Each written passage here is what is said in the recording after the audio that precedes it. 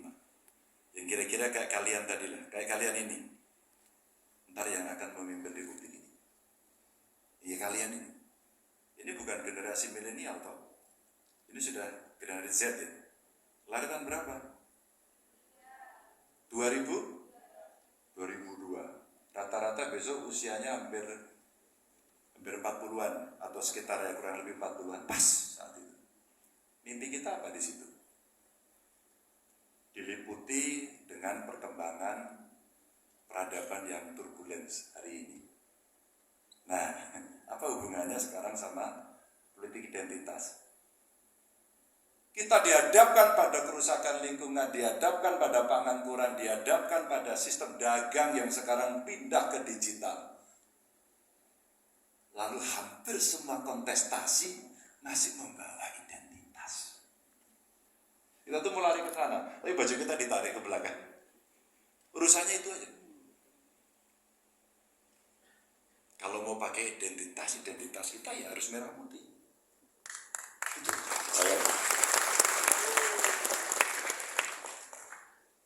Saya mencoba mempraktekkan ini gak gampang Bapak Ibu teman-teman.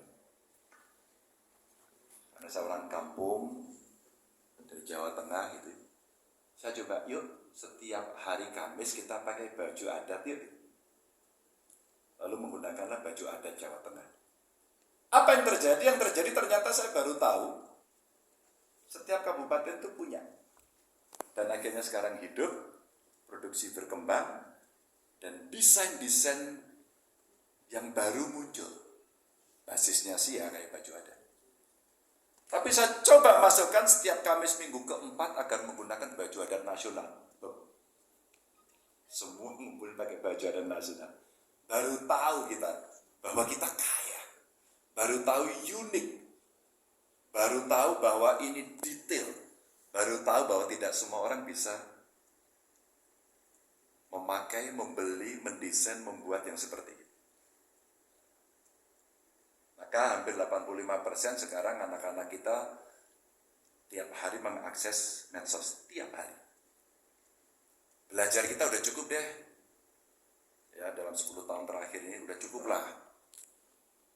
Politik identitas kemarin sudah, ya, Pilkada DKI sudah belajar semuanya.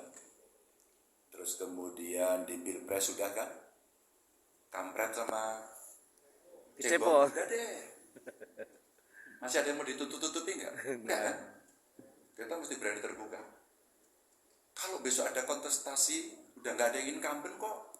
Kalian yang punya kesempatan kok. Ya kalau kalian masih main medsos tapi anonim gebukin orang ya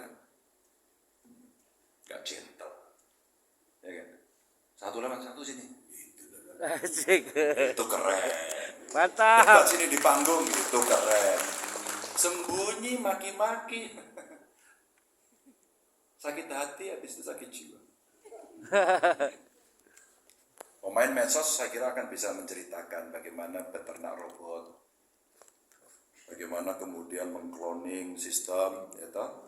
Atau memainkan dari sekian gadgetnya untuk nyerang hari ini di gempurnya itu. Tidak ada yang tidak tahu semua. Tapi yang kita harapkan sebenarnya ide-ide brilian untuk menyelesaikan persoalan ini dibawa pada hal yang positif.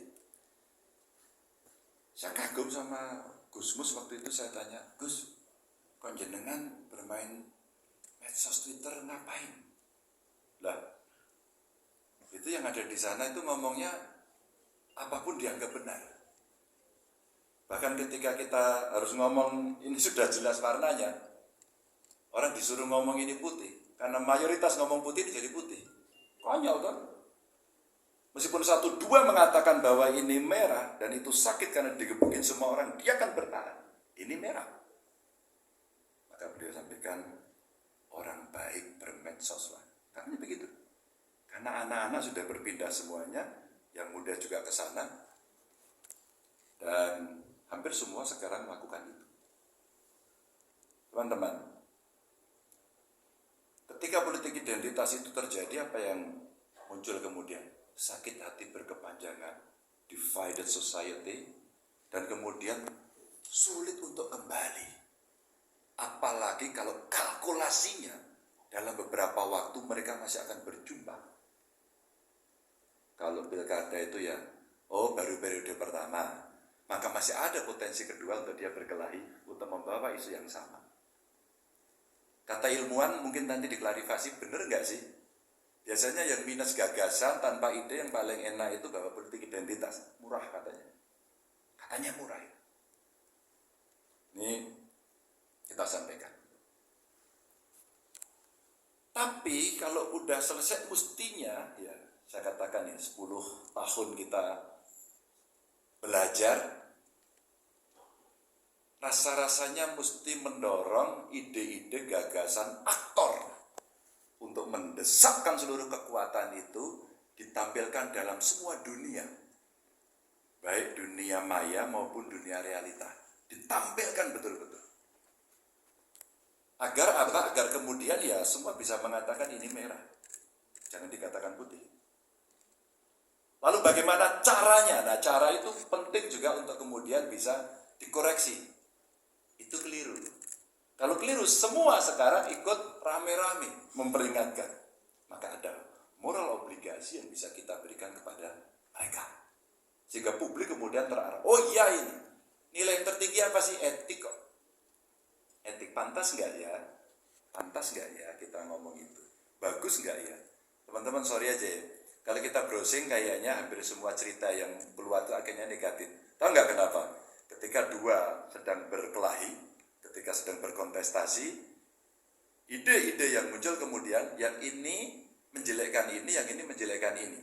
Dan diproduksi dengan seluruh followernya, kemudian dibombardir keluar. Yang jadi ceritanya, kubu ini jelek, kubu ini jelek. Maka pada saat googling yang keluar adalah cerita jelek. Mana prestasimu? Gak ada achievementnya. Yang ingin saya katakan kemudian kalau itu sudah terjadi, kita sudah tahu, maka hari ini kita mesti menyiapkan agenda menuju 2045. Membangun kesadaran ini, maka penting untuk menciptakan rekonsiliasi. Menurut saya, rekonsiliasi apa sih maunya? Waktu saya belajar ilmu politik, saya tanya dalam hal yang praktis ya, siapa dapat tata kapan di mana berapa? Benar nggak? Aku nggak kamu kasih, aku marah-marah, ya kan? Begitu aku kamu kasih, ya kita diem. Maka jadi ledekan toh. Jadi pengusung sana atau pengusung sini dulu keras kemudian diam atau sebaliknya. Tapi ketika kemudian narasi ini bisa disampaikan, mungkin cari tahu, bisa menganalisisnya dengan pakar-pakar yang kompeten seperti hari ini, membawa otak dan pikiran kita itu positif, maka pada saat itu akan terjadi cerita, oh iya kok betul kok, itu betul itu. Kita mesti meyakini itu betul, kadang-kadang ya pahit juga, itu betul tapi itu yang ngomong kubu sebelah kan. Kita kan gak ikhlas tuh, begitu gak ikhlas itu akan terjadi. Teman-teman, saya mencoba mempraktekkan. Apakah gampang? Tidak. Setiap hari raya Idul Fitri rumah saya penuh orang datang dari segala lapisan dan agama. Betapa bahagianya. Istri saya pakai hijab ketemu dengan biarawati, dia berpelukan, dia berciuman, terus kemudian ya gimana Bu, makan selamat hari raya, makasih. Foto itu bagus sekali. Ada foto. Selesai tidak. Pandemi kemarin, Satpol PP galaknya minta ampun. Gak boleh jualan, gak boleh keluar, pakai masker dan seterusnya. Galaknya minta ampun, yang jualan gak bisa. Mahasiswa demo ngamuk-ngamuk, wah benturan sama polisi pecah. Terus saya bilang, kenapa ya begitu? Karena gak bisa bergerak.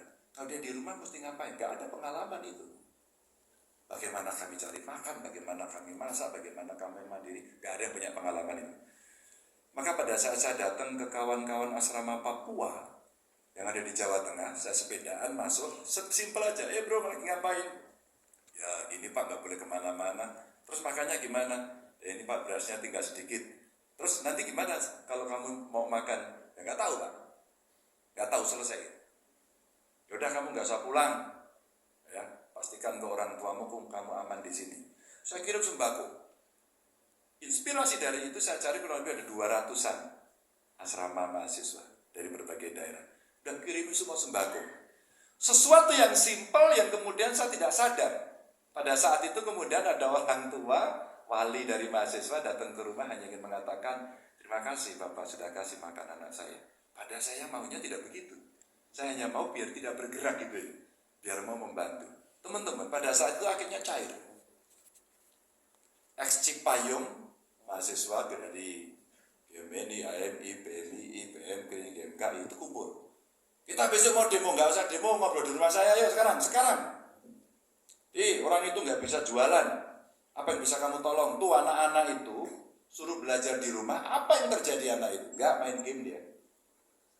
Terus kalian bicara bagaimana generasi ke depan ini bisa pinter mereka main game. Pertanyaannya satu aja, kok bisa bantu apa?